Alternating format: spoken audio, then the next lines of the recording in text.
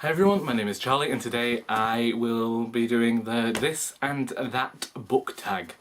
Not sure where this tag was started, but we'll find out the details and link them down below. I wasn't tagged by anyone, it just looked like fun, and honestly I had some time on my hands. So, the first question. This involves getting a lot of books off my shelves. There may be a collapse at some point of my books, in which case this video will end for the funeral.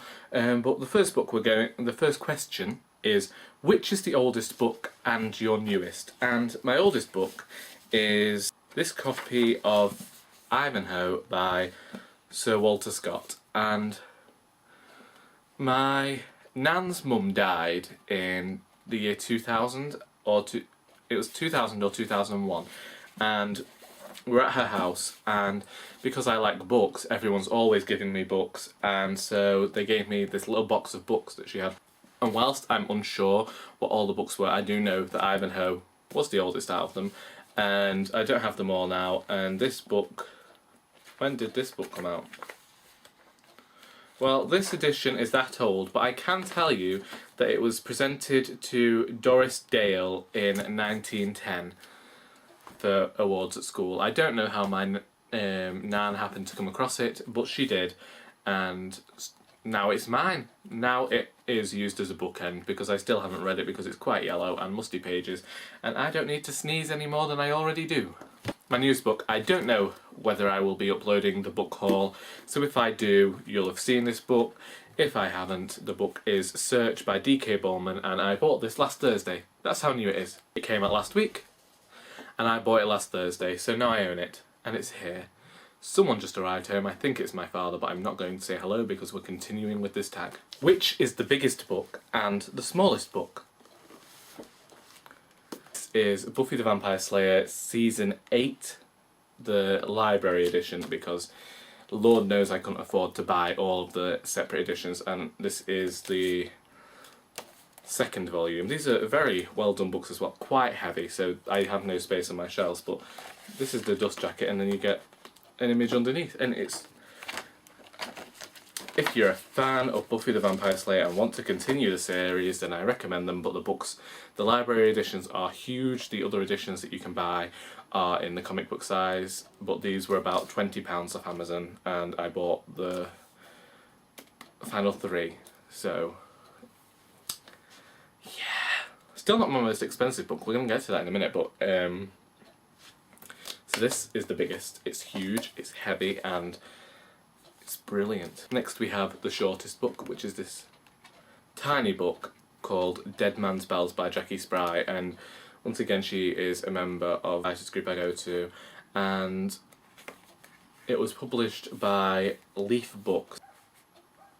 It's the smallest book I own, and it cost £2, and I still haven't read it. So, show the longest book you own and the shortest book in page length. The longest book I own, which I still haven't read, but I'm planning, we'll get to that. We'll get to that in another video. Words of Radiance by Brandon Sanderson, which is the second book in the Stormlight Archive, and I think I might have put it funny on my shelves because the pages seems to be coming away from the spine, which I don't think is how it was delivered, but still, it would probably go like that anyway. Hopefully. My shortest book, which is again by a writer I know. Honestly, this is the thing about us local independent writers, we write short books. So the next one is Hobby Horses Will Dance by Margaret Holbrook, which is based on myth, folklore and nature, and it covers the 12 months of the year based on the Anglo-Saxon calendar. And if you are interested in folklore or anything about British history, it's brilliant, and it's in here, and it's only 30 pages, I think. We have which is your most expensive book and was the best bargain. Now, my most expensive book is the illustrated edition of Harry Potter and the Philosopher's Stone, illustrated by Jim Kay, because I paid the full £25, and I know that there's a special slipcase edition that's that costs a lot more, but this is the most I ever paid for a book, £25, so there we go.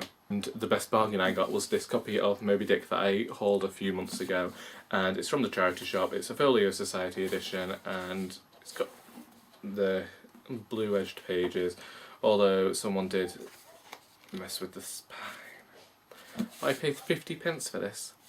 50p for a Folio Society Moby Dick. I mean, I think it's meant to have a slipcase and it doesn't have that, but still. It's a very good edition, and I've just realised that the image, the wood cutting image, is meant to follow it around, so yes. Moby Dick. Most beautiful book on your shelves and the ugliest, so you will have already seen that I think this is one of my most beautiful books that I own, and it's The Night Circus by Erin Morgenstern. And I just keep showing this to everyone because I just like it so much. This next book is a shame because I really enjoy the writer, but this cover does not match the first book, which I'm not getting down. They've reissued them with better covers, but the book is Runelight by Joanne Harris, and I just can't like this cover. It looks like someone made it in paint. Well, I don't like whoever drew this. Well, I don't like this cover. I do not. I think it's horrible. I think it's a horrible cover. I think the typography is messed up, and it's probably going to be a good book. I hope so. I need to read it at some point anyway. Based on Norse mythology set after Ragnarok, but it's the sequel, so I can't tell you much about it. Which is your favourite book, and what is one you hated? So, to steer clear of mentioning Harry Potter again, Peaches for Monsieur Le Collet by Joanne Harris, and I only just mentioned this, I keep mentioning it all the time, but it's a really fantastic book that was, for the second point in my life, I was one of those people who had to have braces twice, and so I was 19, I'd had to have a tooth removed, and I was reading this book, and all I was eating was poached peaches. And it was fantastic because it was all I could eat. It has the character of Vianne from the first book going back to the town she was in the first book, and it's a brilliant story that surpasses everything I expected. And I don't know why I still have this book. I really don't. It's Severed Heads and Broken Hearts by Robin Schneider, and it's an awful book. Basically, this author is trying to be John Green. And I have no problem with that. I have no problem with people emulating other writers, because I was really inspired by Alan Bennett with my book and I can understand it. However, I feel like this book is stealing themes, and if you read this book and then you read Looking for Alaska, then you will have the same book. And it has a manic pixie dream girl, and then there's this whole thing of saying, no, Paper Towns does it as well. Paper Towns has the manic pixie dream girl, and then has her saying, no, you made me into this way, and that's exactly what happens in this book, and it's exactly what Robin Schneider's explanation is the same explanation that John Green gets, and I can understand what she was trying to do, and it's a really fast-paced one, and it really would work. If you're a John Green fan, you will like this book, but also if you notice something, they also gave it the same colour, whatever, as the Fault in Our Stars, and no! Anyway, name a book that made you cry and one that made you laugh, and the book that made me cry was Harry Potter and the Half-Blood Prince by J.K. Rowling. The second time we've mentioned Harry Potter, and the third. We mentioned this guy a lot. Maybe we're obsessed. And there's a certain thing that happens at the end of this book, and I don't want to spoil the book for anyone, but if you know the ending, then you'll know what I'm talking about. Basically, a few years before, I'd been reading the books with my granddad, and then between the 5th book and the 6th book, he died. And the ending of this book kind of just took me back to that time, and I was in floods of tears on the sofa at my nan's house, and I hid myself under a blanket, because it was just one of those kinds of things. And I mean, it helps you, it's one of those books that helps you to process grief and everything, so I'm very thankful for it. Really enjoy this book because, it's the first time I watched the midnight thing on the television where J.K. Rowling read Draco's Detour. I opened the chapter straight away, but it's chapter 6, Draco's Detour, and she was reading from that, and I was really excited, and I had to wait till the next day, and then my mum spoiled the ending for me, and then that didn't even matter because the ending still got to me. The book that made me laugh is Something Strange and Deadly by Susan Dennard. I just think that Susan Dennard has a way with words that make you laugh. Name a book that warmed your heart and one that made you shiver. Everyone knows. I keep mentioning it. It's Sorta Like a Rock Star by Matthew Quick, warmed my heart. I'm not going to talk about it more because I talk about it in every video. The book that made me shiver was A Game of Thrones by George R.R. Martin. First, I was part of a writing forum and everyone was posting about GRRM and I was just like, oh, they're playing a role-playing game, and then eventually I booked up the courage to ask and it was Game of Thrones. And so I found this book at a charity shop, which is, in fact I got all the first 3 books from charity shops, but this book just, it was the first proper adult fantasy series I'd read, and a lot happens in this book, and there's a lot of stuff that happens that's enough to make you shiver, and Cersei is still my favourite character, even if you call her a villain. I don't care. What's one book you can't wait to read and one book you've been putting off? Now, I can't wait to read Chigozie Obieme's The Fisherman. I've just not read it yet. I'm going to get around to it. It was shortlisted for the book of this year, and Jen Campbell mentioned it a lot on her channel, because, well, of course she did. She was a book vlogger. Quite a few people have mentioned it.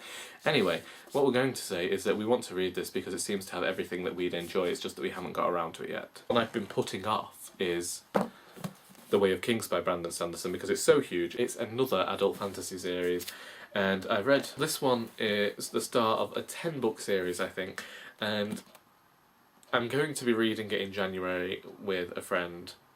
And, well, I hope she's going to read it with me. I'm telling you that she is. Anyway, I'm going to be reading it in January if she doesn't. And I'm already 237 pages in, but I think I'm going to go back. Probably I'm going to go back and start again because I can't really remember what happened. So, The Way of Kings. Recommend a book you want more people to read and one that wasn't as good as expected. And the book that I want more people to read is Public Library and Other Stories by Ali Smith. I have an entire review about why this is a brilliant book, but it talks about language, it talks about our relationship with books, and it talks about our relationship with libraries, and I really think that it's brilliant. 5 stars, and no, I didn't star it. I can't say that. I didn't give it 5 stars because I can't star it. I didn't give it a starred rating for certain reasons that I just can't go into, but I will post my review below, and I think that it's brilliant and everyone should read it. The book that disappointed me was Miss Peregrine's Home for Peculiar Children. I'd expected it to be more absurd. It's a very good young adult book, but it sells itself as something else, and I didn't enjoy it. Well, no, I enjoyed it, I just didn't... it didn't do what I expected it to do, and it felt like every YA book in the end. The next book you want to buy, and the next you'll be getting rid of from your shelves. Now, the book I want to buy is At the Mouth of the River of Bees, which is a short story collection I keep seeing a lot of people talk about, and I've already gotten rid of the book, so I can't talk about what I wrote down, but it was The Looking Glass Wars originally, and it was just because I've tried to read it that many times, and it's just not for me, and so I thought, again, gave it to my niece, but I will probably, and I don't like to say this, I will probably be giving away Our Mutual Friend next, because it's just not the book that I thought it was going to be, and I'm 300 pages in and I'm pretty sure that I just don't want to continue. I will have another look at it sometime soon, but maybe I was reading it at the wrong time, I don't know, but right now it's bye to Our Mutual Friend. That was the This and That book tag. I hope you enjoyed this video, and until next time, that is all.